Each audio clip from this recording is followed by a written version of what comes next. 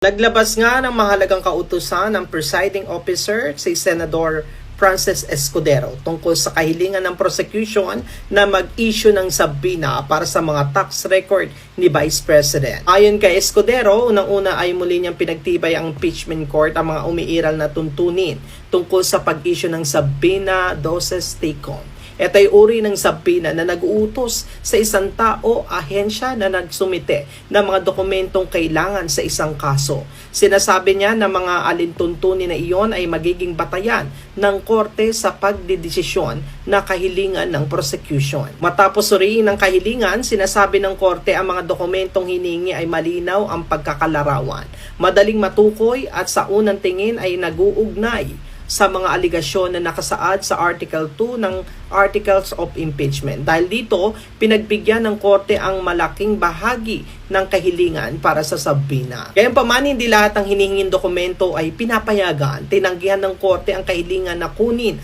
ang record ng JTC, Group of Companies, INC at Pinky Mom Philippines Corporation. Ayon kay Escudero, hindi maipakita ng prosecution na may sapat na batayan upang maiugnay ang dalawang kumpanya ito kay Vice President Sara Duterte o maging sa kanyang asawa. Dahil dito, hindi nakita ng korte na may sapat na legal na dahilan upang maitawag ang kanilang mga record. Isa rin sa mga tinutulan ng depensa ang saklaw ng mga dokumentong hiningi mula taong 2007 hanggang 2021. Giniit ng depensa na ayon sa naging desisyon ng Korte Suprema sa Duterte versus House of Representatives, ang mga maaaring maging batayan ng impeachment ay mga kilos o pagkukulang na naganap habang nanunungkulan ng opisyal sa kanyang sa kasalukuyang termino. Ngunit ayon kay Escudero, hindi sapat na dahilan upang tanggalin ng subpoena. Ipinaliwanag niya ang mga dokumentong ito ang hinihingi ay hindi gagamitin upang madagdagan ang panibagong impeachment charge laban sa respondent. Hindi rin papayagan ng korte